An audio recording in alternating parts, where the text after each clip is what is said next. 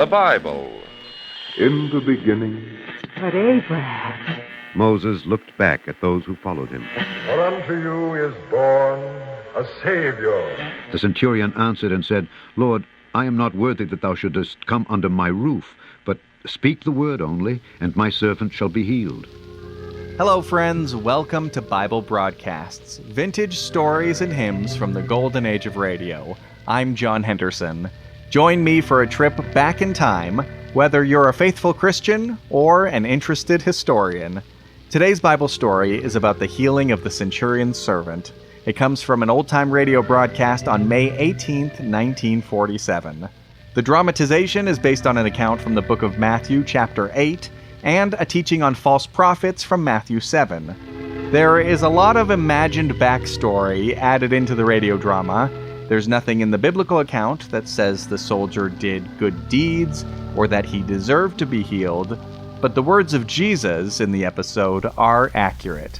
Before we get to the story, open your hymnal to number 484, Trust and Obey, from an October 1947 broadcast. When we walk with the Lord in the light of His Word, what a glory He sheds on our way. While we do His good will, He abides with us still, and with all who will trust and obey. Trust and obey, for there's no other way to be happy in Jesus.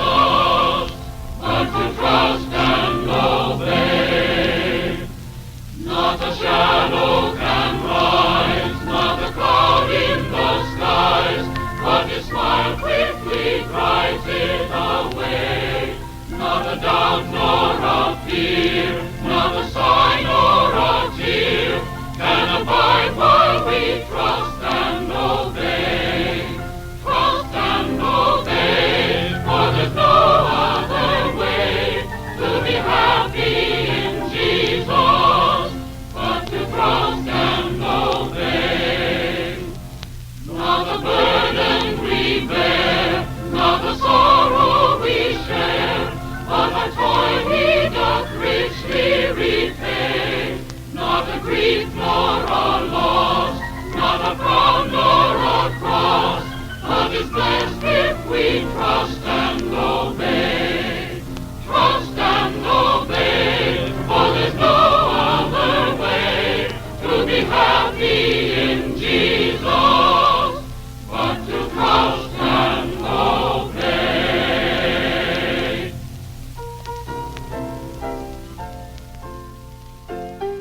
And now, today's story.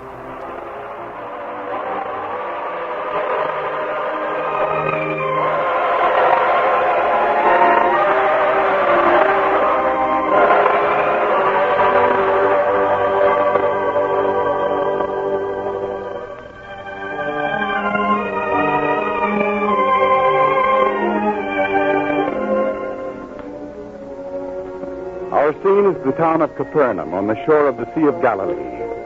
Within sight of the blue water stands a military camp, headquarters of the Roman occupiers. In the tent of the officer in command, a servant stands holding a tray of food. Please, sir, it's time for your noonday meal. What? Oh, Marcus. Time to eat, sir. Put it down here, Marcus. It would be better if you'd stop to eat now, sir. So much to do. There's always so much to do. I know. But as you yourself used to say back in the campaigning days, a strong, healthy body is a soldier's best friend. You should eat before the stew gets cold. Stew? Oh, Marcus, you never forget my favorites. Not even the highest-ranking general in our entire army has an aide as thoughtful and considerate as you are. Thank you, sir. Now, let me give you some of this. Ah, that's good. Very good indeed. Yes, sir. Have you eaten yet, Marcus? Please, sir. You're worried about what the other soldiers will say, hmm? Well, don't be. I'm in command here, and I can have anyone I please as my guest. And right now, you're my guest. It's a command. Yes, sir. Well, go on. Don't think I'll wait for you. Not with a stew like this. Oh, no. How is it going, sir? How did occupations ever go? The Jewish people don't like to be kept in subjection any more than others. They continue to fight Roman rule. More incidents? You know, it's strange the way we military men talk. If only a few men are killed, we call it an incident. To those who are killed, I dare say, it's a little more important. After all, if these people don't recognize Roman rule... Of course. But eat. No business during eating time. In here. Let go of me. Take your hands off. In here. No. Don't hit him. He's a tough one, sir. What's the charge? Sabotage. We found him down at our well, dropping in leaves and herbs to make our water bitter. I see. Well, you may go. Leave the boy here with me. Don't you want my report, sir? We put him on trial. I'll call you in later if I need you. Now go. Yes, sir. 20 lashes will do him good. All right, boy. What do you have to say for yourself? Are you sorry? I'm sorry I was caught, that's all. You're brave, aren't you? Go on, kill me, I don't care. What's my life compared to the suffering of my people under the Romans? Stop talking, boy. You don't want to hear the truth, do you? You can't face the things you and your brutal Roman armies are doing. I don't blame you. Stop talking, boy. Not for my sake, but for yours. You may say something that will carry a heavier penalty than mere lashing. You can't threaten me.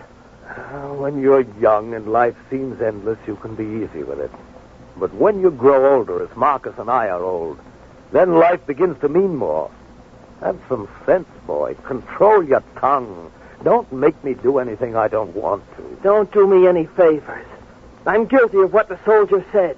And after I've had my lashing, I'll have even more reason to hate Romans. And kill them. And we'll kill plenty, I'm telling you now. I tried to advise you, boy. Why should you try to advise me? You're one of them. You're a conquering, murdering Roman. So don't try to tell me you're giving me good advice. You think I'll be so thankful you let me off that I'll go away and not bother you again. Well, you don't know me. You don't know us. Can't you understand that I'm trying to help you? You murder first and help afterwards. A good system. Do you make many friends that way, Roman? Well, I'm not one of them, and I don't like you. And to show you how much I don't... What, you don't know? Let go of me! Let him go, Marcus. Look, boy. For what you just did, I should have you put to death. But what good would it do? There'd be another in your place. So, get out. But if you're brought in here again, I'll have no choice. You're not even going to have me lashed? You'd feel more like a hero if I did, wouldn't you? Well, I won't give you that satisfaction. Get out. You're the strangest Roman I've ever seen. Can't understand it. Yeah. Marcus, what you saw here, you'll forget it. But he spit at you. We'll make believe it never happened, won't we? Yes, sir. After all, it's natural for him to resent our being here, and the young resent most strongly. It's a privilege of youth, I suppose. Besides, Yes, sir. Well, as I get older, the killing seems to hurt more. Maybe I shouldn't be a soldier any longer. Maybe I'm getting too old, too soft. Well, it's too late now for maybe. Please, sir, just finish your meal. Meal? No, I think you'd better take it out. I don't feel like eating anymore. That boy took my appetite away. Clear the table. Yes, sir. Oh, what's the matter, Marcus? It's nothing, sir. Oh, it must be a bad pain to make you gasp. Marcus, why don't you... Marcus! Guard! Lend a hand here. Marcus has fainted.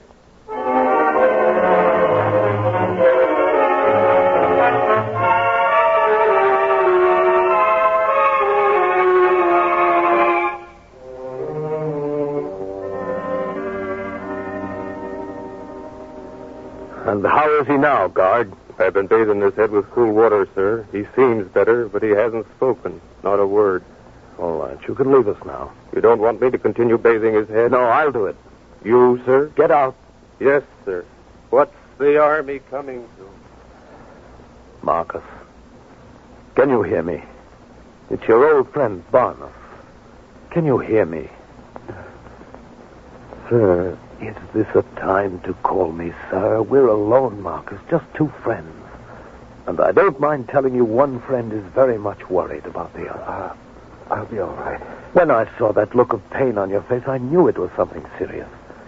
I can remember when we were in battle years ago when you were struck by a stone axe, remember? Your head cut open, the blood, but no sign of pain from you.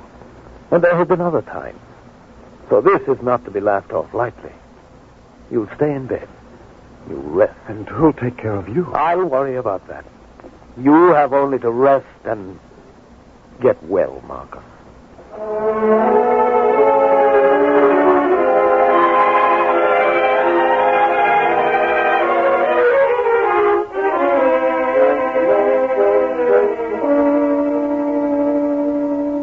And here's a report from Province Headquarters, sir. Oh, that. Lay it on the table. I'll get to it later. Sir? What is it? What is it? Don't waste my time. Sir, it may not be the duty of a common soldier to report these things, but while at Province Headquarters, I heard some talk. Soldiers carry gossip just like women. What is it? They said our unit's behind in reports, that things aren't being run here as they used to be. I've heard enough. You'll be lashed for repeating such talk. Sorry, sir. I was only trying to help. Of course, I lost my temper. But I'm worried, very much worried. About Marcus, sir? Yes, he isn't getting any better. He's getting worse day by day. I can see it in his face. It grows thinner, the color more gray, and his hands, they tremble so that Oh, why should I be ashamed of it? Yes, I feed him like a baby. That's why all this reports and commands and orders, they get on my nerves. I can't stand them. And if headquarters doesn't like it, well, that will be all, guard. I know how you feel, sir. Thank you. Sir, may I make a suggestion? Yes, of course. Nothing seems to be doing Marcus any good. I won't give up that easily with a dear friend like Marcus. I wasn't suggesting that, sir. Well? Among the Jews, there's a man, a teacher and a prophet. One they call the Master. Oh, him. Yes, I've heard about him. Rumor has certainly endowed him with wonderful powers. Rumor? What do you mean by that, guard? I take a great risk when I speak of it. And I wouldn't mention it if it weren't the Centurion's old friend who's died. If it's something to do with Marcus, out with it, and there'll be no penalties no matter what you say. Speak up, man. Well, sir, one day not long ago when I had leave, I went to hear the Master speak, to watch him with the people, and... Speak, man, speak! You may not believe it, but I saw it. Saw what? I saw a lame man carried to him. When the Master had finished speaking to him, the man left his crutches and walked away as well as you or I. You saw it? Yes, sir. It's hard to believe. It's even hard to believe when you see it. But it happened. You think the Master could help Marcus? And anyone else? That's the only thing I'm sure of. He's beyond our help. I'll think about it. Sir, you don't have to worry, guard. No one will ever know that you went to listen to the Master. Thank you, sir. I think I shall go and talk to Marcus now about what you said.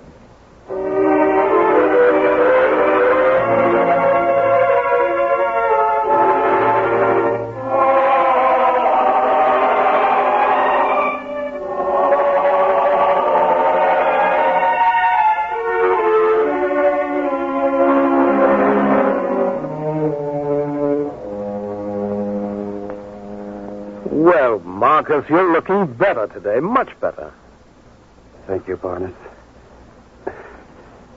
I thank you even more because what you just said isn't true. Oh, come. Of course it's true. Please, Bart. You mustn't be so depressed. You see there on the opposite wall of the tent? My armor? Yes. Well shined, too. You always did take good care of it. You worked too hard. I didn't mean that. But when I raise myself like this, I can see into the shining metal, and it reflects my face. Every morning I look. Every morning my face grows worse. You see, I I know I'm not looking better. But I thank you for your encouragement just the same. Marcus, you must understand. I do. But I know I'll have to die before too much time has gone by. You won't die. It isn't that I mind dying so much. But dying here alone, except for you in a strange land, it's an empty and a terrifying feeling. You won't die. There's so many things that have passed through my mind these last days. I gave up my life to soldiering. And with it, I give all the ties of home except a few memories. Rome with its green hills. A place where you're not a stranger. Where you're not feared and cursed by every passerby. The peace of being with your own people. Barnabas, promise me one thing. You must go back. Don't spend the rest of your life away from home and familiar places. Don't die lonely and afraid as I'm dying. I told you, Marcus, you won't die. How could you prevent it? With more bitter-tasting potions. They haven't helped. Marcus, I've received word through certain channels about the prophet they call the Master. I have spoken with someone who said he himself saw one of the miracles the man has done. What's that to do with me? If you could be brought to this Master, there's no reason why he couldn't help you. Your desperation to help an old friend. You're forgetting many things. What do you mean? You'll go to this Master and say, a Centurion of the occupying forces in Capernaum, I command you to cure my friend. Is that what you'll say? Well, I hadn't thought about that.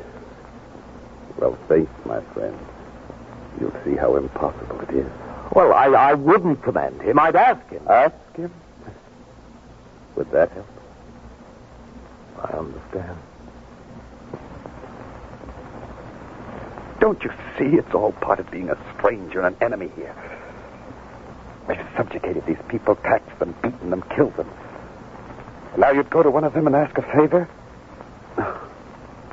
We're Romans. We're conquerors. We have no friends. I know. It's what I meant when I asked you to go home after I die. You've served long enough in the army. Sometimes I think they keep count of the Romans who are buried here. Each time another one is put under the ground, they must say to themselves, one less enemy to contend with, to work for, to salute. Fear. Yes, it's true. We've conquered them, and now we're their prisoners. We've conquered them, and our lives are in danger. So any idea you may have had about getting help from them? Forget it, my friend. Forget it.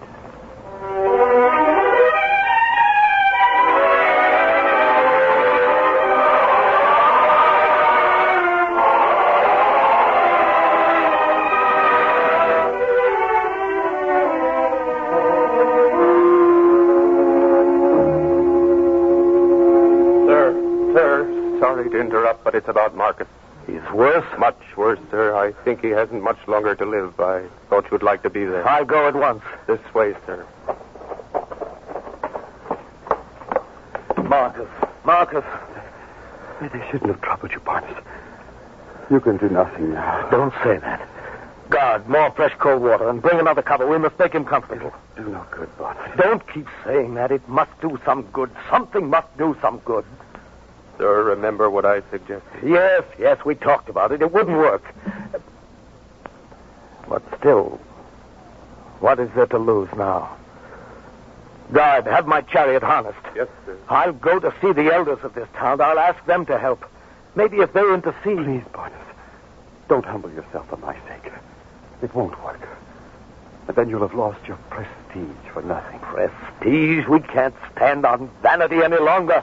Marcus, if your life can be saved, I'll do my best and not care about the cost. Guard, harness my chariot.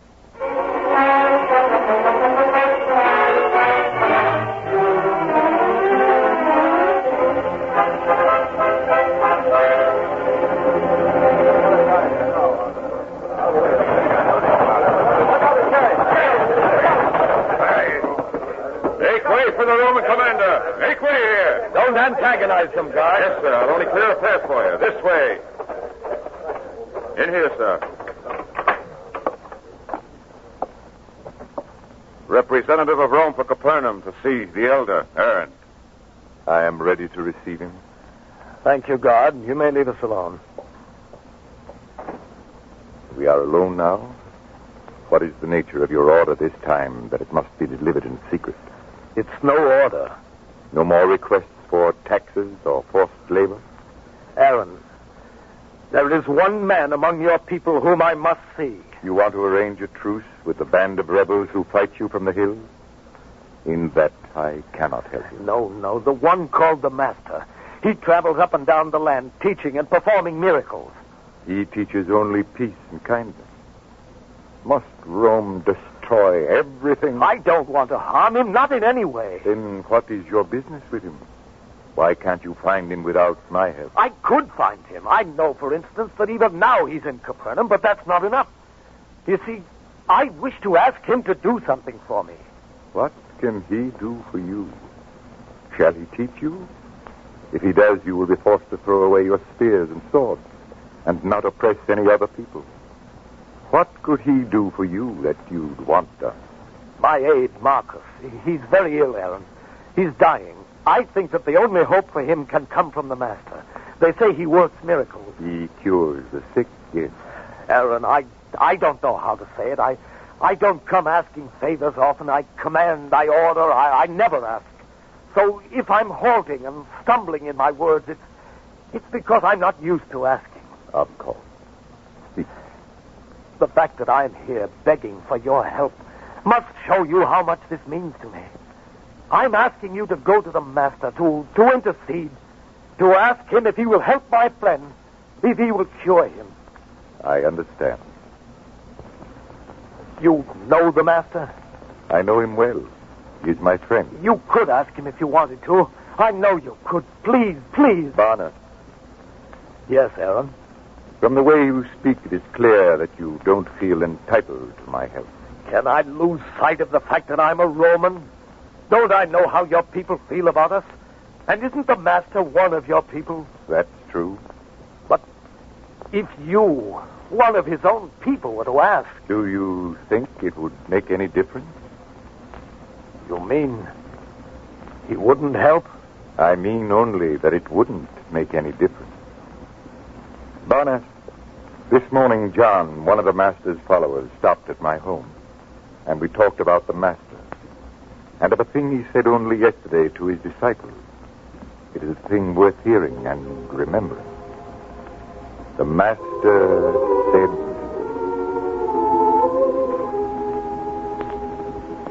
"By their fruit ye shall know them. A good man out of the good treasure of his heart bringeth forth that which is good. And an evil man out of the evil treasure of his heart bringeth forth that which is evil."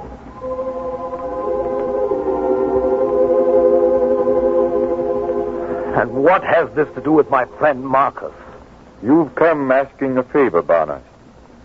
Shall I look on you and your dying friend as Romans or as men? We need help. Yes. And as the Master said, every tree is known by its own fruit. What is your fruit, Barnett? Is it good or evil? That's what I will have to tell the Master when I go to him. Shall we have an accounting? I'm not all bad, Aaron. I know that well. When our synagogue was swept away in the tempest, you helped us rebuild it. Shall I forget that and say, the man's a Roman, and hate him? You remember that? I remember a great deal, Barnett. I remember not so long ago a boy was brought to your headquarters for tampering with your well.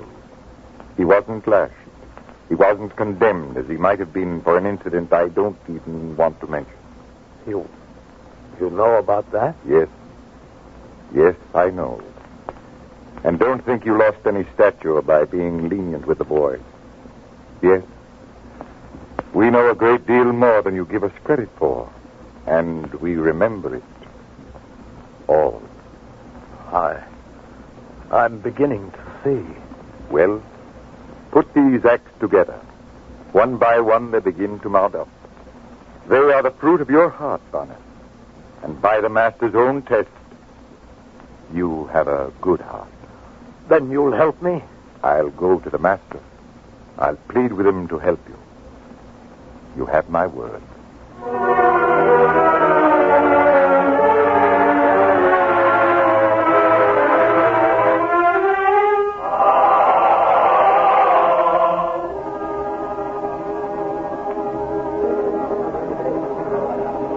And another thing, Master. It will be good if you can help this man, for he's done many acts of kindness to our people. And we are going with the Master who is on his way to help him now. Isn't that proof that he's heard enough of the man? Yes, Peter. It will be a kind act to perform, for it will save one man's life and open another's heart to things he doesn't know as yet. Are we close to the Roman camp? Down the road. Well, there, you can see the tents now. And I can see a man coming toward us. A Roman, to judge by his uniform. So it is. Why, that's Barnett himself. Barnett! Aaron, I heard. Word came to me that the Master himself was coming to my place. You can see for yourself now. I can't allow him to do that. But isn't that what you wanted? At first, yes, but after I thought about it, I knew how wrong it was to ask him to come to me. A man like the Master, who knows no difference between peoples, who cares not if they be Roman, Jew, or Samaritan, who helps all men who are deserving of help. Such a man is too noble to enter my house. I can't ask him to do that.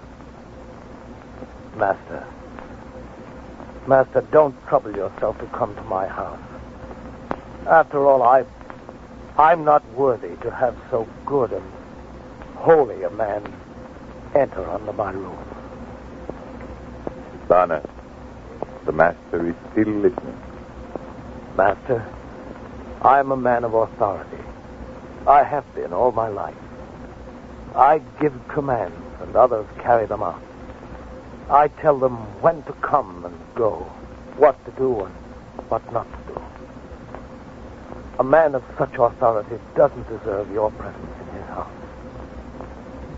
If you will only say the word, my servant will be healed.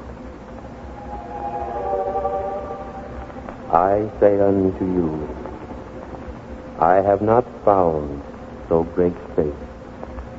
No, not in Israel. You have your word, Barnett. Come, we will go to see Marcus now.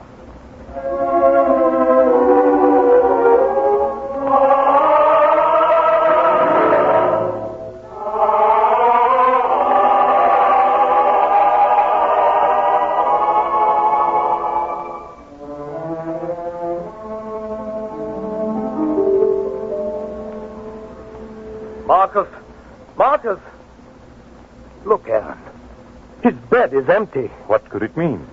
I'm here, Barney. Marcus, you're polishing my armor. A man who was so sick only a short time ago. Don't ask me to explain. I can't. I only know suddenly I began to feel better. So well that I couldn't lie in bed any longer. I had to get up. I began to polish the armor, to have a look at my face. Look at me. You are well. I can see it. The Master has cured you.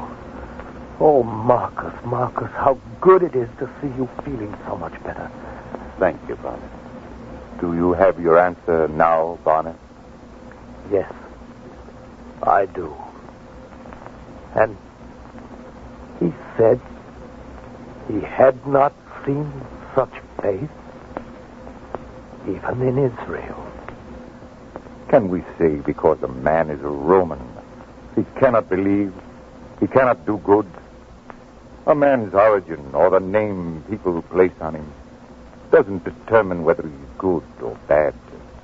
Is faith and believing the sole property of one people?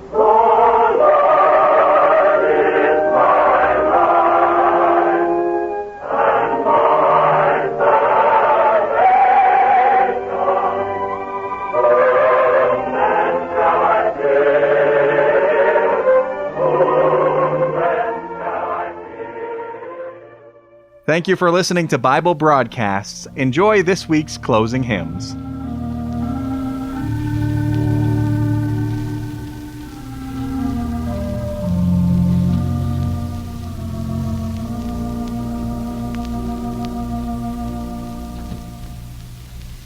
Be not dismayed, whatever betide.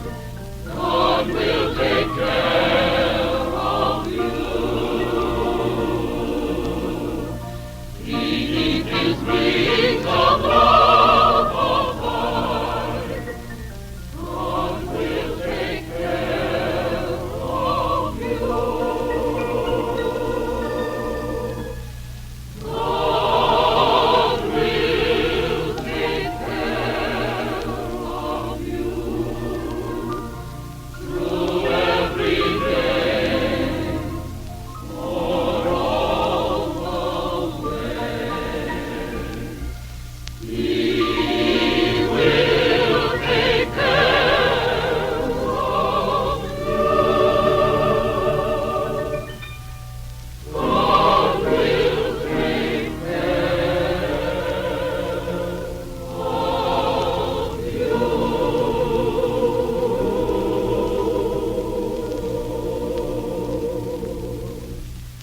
through days of toil when heart doth fail, God will take care of you. When dangers peace your path assail,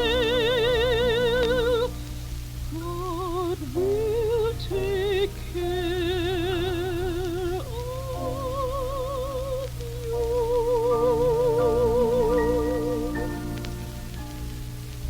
God will take care of you through every day, all the way.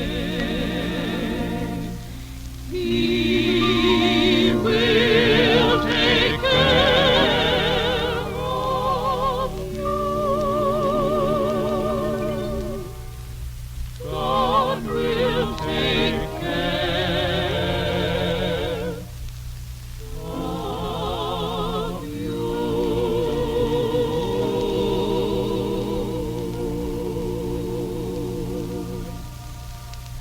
All you may need, He will provide. God will take care of you. Nothing you ask will be denied. God will take care of you.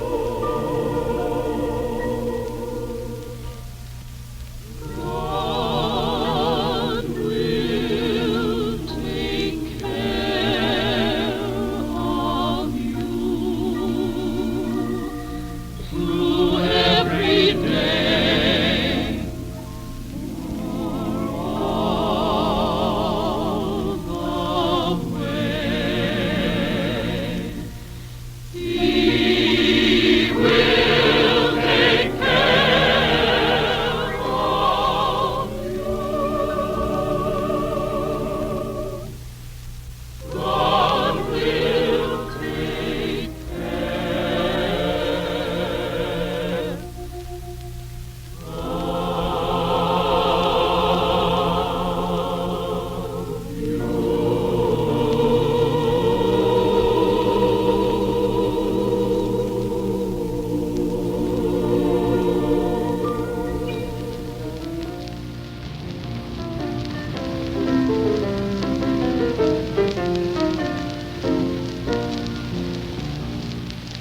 Life was meant to be a time of joy and beauty, full of sweetness, music, there's a song for every hour of care and duty. You can sing the whole day through.